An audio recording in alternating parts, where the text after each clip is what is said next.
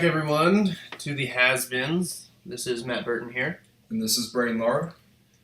Just wanted to give a little shout-out to ourselves. We made our own website, thehasbeens.weebly.com. We're going to post all of our podcasts on there. Also, we're also going to be writing articles. We already have a couple on there, so go check those out. Like and comment on those. And, that's kind of where we're at right now. Feedback is appreciated, so... Making moves. You're making moves, trying to become big time. But, not too big time. Not too big time. Because we are the has-beens, so we can't. Yeah, we can't make it peaked, mainstream. so we can't do too successful. Cannot make it mainstream. OU, TCU played this weekend, and a lot of points scored. I said that last week, that I thought a lot of points would be scored. My prediction was 38-35. A little bit lowballed it. I lowballed it a little bit. I said 31-20, I think, or something like that. And so that was like a halftime score. I mean, it was good to get a win. Okay, at this point, I'm not going to complain about getting a win. Yeah, conference road games always take those W's. Exactly. But the way we went about it, like the second and third quarters, like outscoring them 42-30 in those quarters, and being up 49-24, winning the game 52-46. That just, man, like I didn't think that there was any way that game was going to get interesting at all.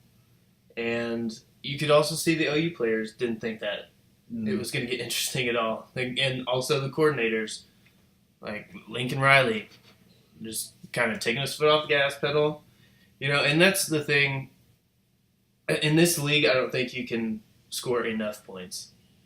Yeah. Like as we just saw, no lead is safe almost. It's like you kind of always have to kind of stay in attack mode. It's I remember like those years OSU, like Mike Gundy started getting his offense rolling at OSU. And we never had a great defense. We were kind of like Texas Tech, and it was just kind of like you went into every week thinking you're just going to have to outscore whoever you're playing. And then this week you have OU and TCU, who like two of the premier teams in the Big 12, especially like defensively over the years. And even they, like defense wasn't even a thing in this game. So yeah, you're right. It's just like the Big 12 now. Like you got to come ready to score at least 40, 50 points, it seems like. Exactly. But nonetheless, not going to complain about a win. Offense looked better. Defense looked better at times. At first, it looked like they responded a little bit to the players-only meeting that got called. But you see the 46 points given up and almost giving up the game. Obviously, it didn't work too well. But nonetheless, still gets a W, and at this point, I'm happy about it. That's all I can say. I'm just happy with the win. Happy to be 500. No longer below 500. It's the first step toward a Big 12 championship, so it's that time of the year. It's like you just gotta. It's like the playoffs are out of it for all of us. Right. But I don't know. Who knows? Stranger things have happened, but I mean, it's a good win. TCU was ranked, so yeah. I didn't see too much of the game, but it looked like P. Ryan and Mixon did their thing. Heard Baker had a couple fumbles though. I didn't see those, but Baker, it was weird. They kind of used him more in the run game than they have. I saw he had like 2 rushing touchdowns, right? Yeah, they used him more in the rush game, which is what makes him so dangerous. I feel like exactly. I don't think it was designed runs. It was off read options. I think he was just taking what the defense gave to him. Mm-hmm. But nonetheless, got some rushing yards on there, rush touchdowns. He did kind of get hurt a little bit. Read today that he was going to be in a walking boot and not practice today. I doubt that he will sit out the Texas game. No, absolutely not. Yeah, I definitely don't think Baker himself would allow that. Yeah. But that is interesting though. If he is kind of banged up, how that will like kind of affect the game plan for Texas. Yeah. Is it if he is injured like more than we think that he is? Mm-hmm. Definitely expect P. Ryan and Mixon to get the ball a lot. Yeah, because that Texas defense, as bad as they are schematically, like they are like physical. Like they do have like some big D linemen. I saw for myself like that front seven is just nasty. Like as far as like just physical and like how when they do hit you, if they can tackle you, like this looks like it hurts. So if like Baker kind of is not as like mobile this game, then that just gives Texas more time to focus on OU's running backs. Which there's you think they're still going to get their yards if OSU can run on Texas. OU should have no problem, but there's just like one less like facet of the game for Texas to worry about if Baker is a little bit banged up. Exactly. I look for Texas to play their best game of the year against OU next week. Well, this week actually, and just because they have the past 4 years. Mm-hmm. Yeah, they haven't won all 4 years, but they've outplayed us all 4 years, and it's been pretty obvious. And I think that Texas beats OU. Don't want it to happen, but I do think Texas will beat OU. I think it will be 28-20 Texas with the victory. Just because they've outplayed us 4 years in a row. So I don't see any evidence of it not being a 5th year in a row. Even though Texas is kind of falling apart, with the 2 straight losses, you got to think at this point, this is just where they start saying, we have nothing to lose. Yeah. We gotta just go ahead and, because the Big 12 championship is still in play. There was a lot of hype for that. Like people saying like they could win it this year.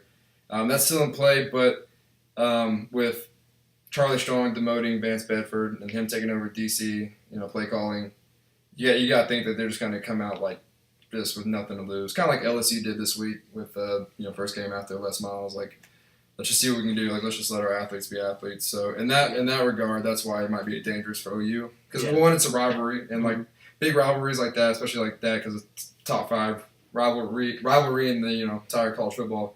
All those players are just going to bring it regardless. But if Texas kind of has that like we have nothing to lose edge. Yeah. So this is a chance to have a couple games where I have some cushion on Matt as far as the record goes for how we've been predicting games. But I'm going to say OU wins this because they're going to be pissed off about last year's game. And they're probably already mad about the 2 losses, prior to this one. So I'm going to say OU. I'm going to say OU 42, Texas 38. That's a close game. Yeah, I think OU's offense is a little bit better than last year, even though they don't have like that Sterling Shepard receiver. And I think Texas is way better offensively because those 2 running backs. Well, I don't know, man, because those 2 running backs got hurt against OSU, and I don't know what their status is. Yeah, one of them's good to go. I don't know which one. Okay, they're both freaks. One, yeah. If they're both healthy, then I'm gonna stick to 38. If they're not, well, even if one is, if it's Foreman, then they should be good. He's like 250 pounds. He's a monster. I'll stick with that, though. I mean, last year they had Hurd, starting, and then I thought he was pretty good, but the new guy, Shane Buechele, he's better, and then, they still have Swoops for the short yardage, so I'll stick to 42-38. I think it'll be a good game. So moving right along, Oklahoma State gets the win over the Shorthorns of Texas, and pretty convincing, too. Yeah, it was like the closest convincing win in a while because, it was like, 49-31, like the most points we've ever scored against Texas. So that was pretty cool. And I feel like it could have been worse, but took our foot off the pedal a little bit. It was good because I feel like we had the number from the start. And even though they came back and like would tie us or try to, like that just like we had a response. Like some OSU teams in the past, like it's like if we get ahead and we don't keep it on and that team starts getting confidence and coming back, like you were always worried we would still lose. Well, Texas did that, but then like we had 3 straight blocked like PATs, which I have never seen in my life. Yeah. 1 return for a like safety, which made it instead of 14-14, ended up being 16-13, and that's just stuff like that. That's just huge, and that's what killed all of Texas momentum. So it was definitely a good win. Why they threw the ball at all, I don't know, because those 2 running backs alone got like 250 plus yards on like 20 carries. Like they're monsters. Yeah. Like they're that line. That's a big line. It's their offense is fine. I feel like they got the playmakers, but it's just their defense is atrocious, and that's why I think OU will win because Texas they just haven't figured it out. Maybe they will now that Charlie Strong's the coordinator, but it was a good win. Mason looked great. Scary moment though. James Washington got literally got knocked unconscious. Oh, jeez. He was on the turf for about 2 or 3 minutes, so that was scary. But Gundy said today he's fine. I don't know if he's going to play this week. Hopefully we don't need him, but Right. it was good because Texas, despite how good they are on the field, like I said, they got athletes. They're so physically dominant, and it was a good test for OSU. Kind of like Pittsburgh, like the other team is probably bigger, like the O line is bigger than than you'll see most of the time, but just for them to stand in there, not back down, even though the 2 running backs trucked our front 7 and secondary multiple times. Just be resilient and stop them, the best you can. Hang on, you let your offense do its thing. Let Mason do his thing. He's playing great now. Ever since that Central Michigan game, he's doing really well. And so it was a good win. First time beating them in Stillwater since '97. And so moving ahead to Iowa State, they played Baylor really tough. Almost beat them. Probably should have beat them. Yes. I don't think they were trailing except for that last second field goal Baylor got, but because it's in Stillwater, I'm not as worried about it. Obviously, if it was in Ames, I would because we have a history there. But it's in Stillwater. I think our team's locked in. I feel like we were locked in against Baylor. We just beat ourselves. So I like where we're at. Defense is still kind of worrying me, especially run defense because that's not as good as I thought. But I think secondary's doing a little bit better. So. And even though Iowa State's got some playmaking ability, they're not like Baylor or Texas in that regard. So I'm gonna say OSU. I'll say OSU 52, Iowa State 27. Gotcha. I think it's gonna be a big win. I think so too. I know I need to get some back on you, but I can't pick against OSU this week. So I will also go OSU. I will go 49-31. 2 weeks in a row. 2 weeks in a row. 2 weeks in a row. 49-31. So moving along, the MLB playoffs about to start tomorrow. Actually, Wild card games. The wild card games tomorrow. This is where we get to hear a little Braden Cubs update. It's a weekly Cubs update. Same as last week. We locked up the best record in the majors. We got home field throughout the NL playoffs. We get the winner of the wild card game between the Mets and Giants, which that's almost unfair. That's just a wild card game. That would be a great series. I think the Giants are going to win that. Thor going against Bumgarner. Yeah, Bumgarner against Syndergaard. It's going to be it might just be one of those 1-0, 2-1 kind of games, but that's going to be great. I'd rather the Cubs play the Nationals or Dodgers, honestly, because those Mets put it on us last year, and then the Giants with their even year success. So you just can't I'm trying not to get too hyped up about the Cubs. I mean, I am, but I'm trying to keep it level-headed. But I have no reason to think they can't do it this year. It would just take them beating themselves. They're just all talent-wise, just the way they play. The only time they played bad this year was late June, early July, going into All-Star break. But other than that, they've been playing at a high level all year. And with the our ERA, we won the ERA title. We had the best rotation. So 2.96. It's crazy. not like I said, every year it's we signed Lester to be the ace, and he is an ace. But then it ended up being Arrieta to win the Cy Young. Yeah. Arrieta comes back. It's Arrieta's going to win all these games, and he does great again. Not as good as last year, but then it's Kyle Hendricks steps up and has the best ERA in baseball. So that's why I think the Cubs will do great. Just the pitching and hitting, Chris Bryant, Anthony Rizzo, I think we'll be all right. So I'm gonna say NLCS. I got the Cubs against the Dodgers. Nice. And then ALCS. Well, first let me say in that AL wildcard, I really want the Blue Jays to beat the Orioles because I want to see Blue Jays Rangers. Right. I want to see them go at it again. That would be so fun. And I think the Blue Jays would win that. I know the Rangers just they've been playing great all year, but I think the Blue Jays they've just been playing crazy in the past month. They've been really locking in. So I'm gonna go ALCS. I'm gonna go Blue Jays, Red Sox, not the Redskins, Red Sox, and World Series title. World Series, Blue Jays, Red Sox, and then who'd you get? Dodgers and Cubs. Yeah. Okay. I'm going for what should have been the 2003 World Series, Red Sox, Cubs. Ooh. I'm going it. That's like cursed teams. Two of the most storied franchises in baseball, in sports, really.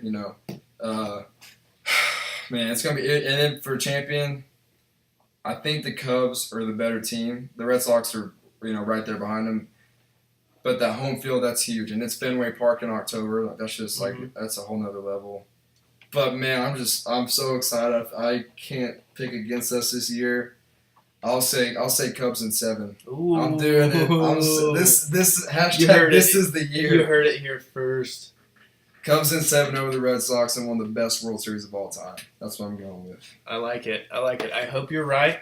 My NLCS, I'm going to have the 2 California teams. I'm going to have the Dodgers and the Giants. And then ALCS, I'm going to have the Red Sox and the Orioles.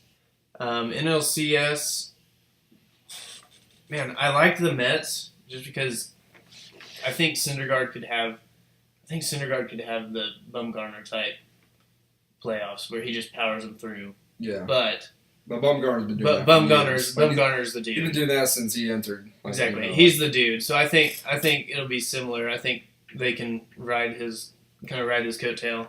Absolutely. And I like the Giants winning the NLCS and going to the World Series to play the Boston Red Sox.